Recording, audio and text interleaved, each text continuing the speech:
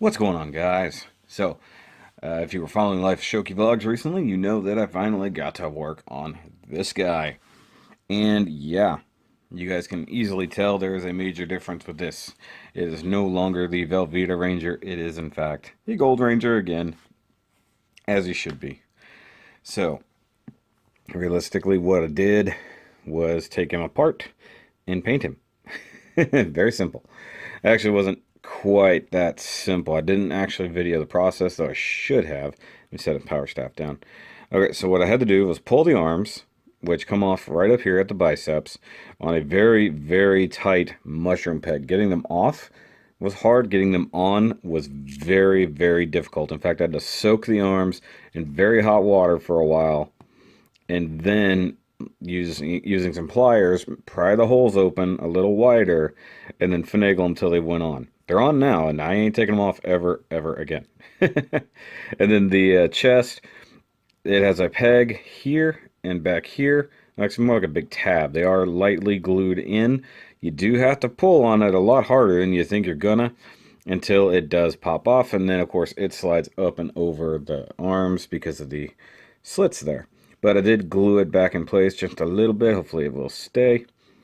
Now I tried to remove the belt, but it's actually sandwiched between the upper and lower torso parts here. We got a little bit of scrapage going on there. So realistically, with the torso, I had to mask off everywhere around the belt. You can see I got a couple little spots here and there where I missed. But otherwise, looks really, really good. Same thing up here around the collar. That came out fairly well, and actually the masking did take very, very nicely. Now for the arms, once they were off, I did remove these armbands. They are slightly tabbed in here and here, but it seemed pointless to go ahead and take that off because I could not disassemble the lower arms. So I just put them all together, masked off all the black, pulled the hands off, which actually are pegged in here, not up here, and then spray painted everything. You see the back side of that, you can still see some of the mustardy, cheesy color, but everything else is a nice gold. As for the legs, I pulled them off up here at the hips because they are just T-mounted ball joints, so those actually were fairly easy to take apart. What I wanted to do was actually remove the whole lower boot and take off this cuff, but I couldn't. These, I think, are mushroom capped on, but it's really, really hard to tell. So I left it all together and just masked everything off to the best of my abilities.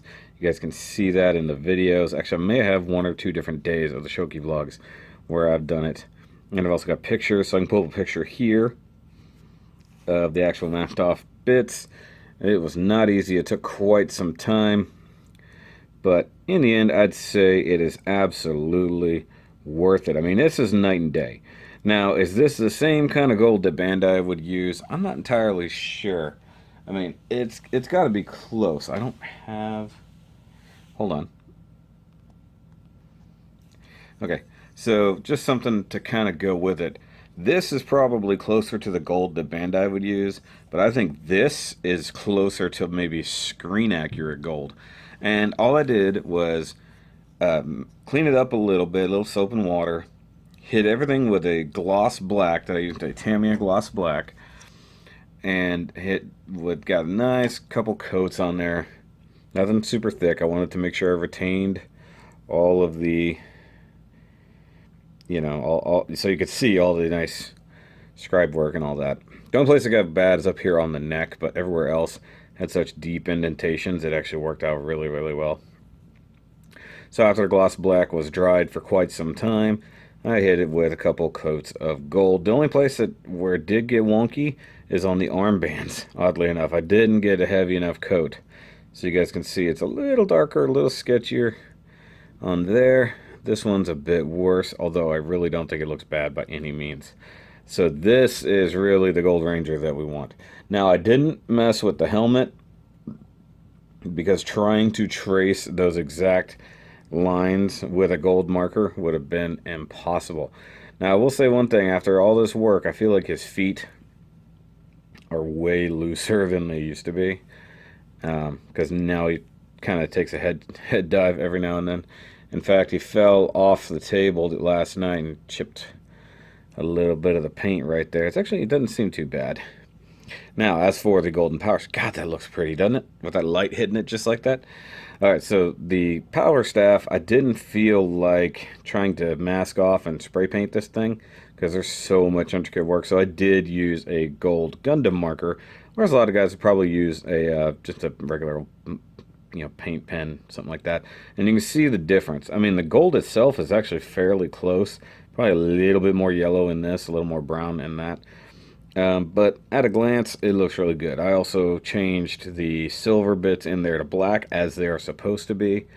This part down here was a little bit more difficult, and you can see right inside there, you can still see a little bit of the yellow that I couldn't get, and you can see a little bit of gold that I got on the silver. But it looks really, really good together. And, under this light, I haven't seen it under really good lights until now, and I think it looks phenomenal. Look at that pretty guy. Now, if only his articulation was worth a damn, or if only he had an expressive hand, or anything that could really help the figure out. I mean, he looks really awesome. Just actually giving it a little bit more something would be great. But no. But that's pretty much it for this update video, guys. I really did actually like this project. It did take longer than I thought it would. But other than that, it was actually pretty good. Now, I'm still trying to look out for the other Zeo Rangers. I believe Zeo Red and Zeo Green are the other ones in this line. So far, I've only found this guy and a couple of the Dino Thunder Red. Found him, but I'm not too interested in Dino Thunder. Zeo, I could probably go for all the Zeo Rangers. But from what I've seen, like down here on the cuffs and the part of the neck, you do have to actually paint it.